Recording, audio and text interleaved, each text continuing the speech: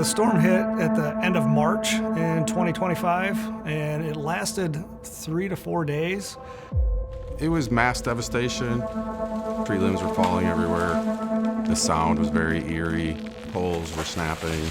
Just heard this loud kaboom in the field behind my home, and all 78 poles from my takeoff pole to the end of the line pole had simultaneously went down. It was an unprecedented ice storm, caused damage to all of our infrastructure, both electric and fiber. Previous bad storm for us was a few hundred poles that we would have had to replace. This storm, we had to replace over 3,100 poles. About 4,000 miles of line were impacted by this. We had over 66,000 members that were without power, well, about 15,000 that were without TrueStream services. It was very widespread. Early on in the storm, we were really just trying to keep a tally of how many members we saw offline, and that number was growing faster than we could really keep track of. And we quickly realized that everything that we had done up to this point wasn't going to work, and we're like, we have to have something different. We knew we needed help. We knew that we had an established relationship with NRTC. They had been working with us on other aspects of our fiber deployment. So the idea was hatched to contact them. From the time we asked for something to help us to the time they had something in our hands that worked was 18 hours. I remember coming into the room, the excitement that was building with the team. They're like, hey, come over here, you gotta look at this.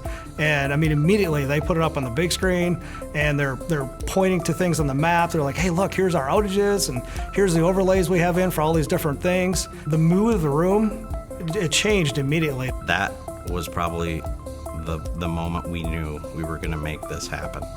The software provided us the ability for field crews to take jobs in real time and push feedback into the job also in real time. So we would take the map, look at it, assign them a geographic area, and have them work through the outages that are shown on their iPad. We could show visually on the map and communicate it via iPad, smartphone, but it would show the work being completed, the materials that were used, and then at the end of that, it showed what we gained by completing that work.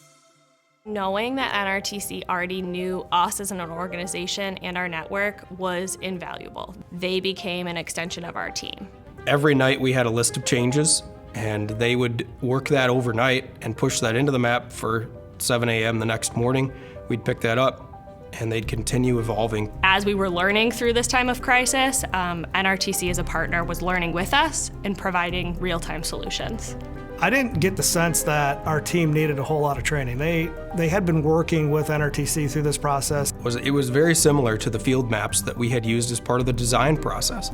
So we already were familiar with it. I think it's really easy to say that this is never going to happen to you or that natural disasters aren't going to hit, but the reality is we're all susceptible. Relationships are a huge part of being successful. The relationship that Great Lakes Energy has with NRTC, it was clearly on display during our storm event, and I feel like as we continue to move forward, it's going to be critical to our success.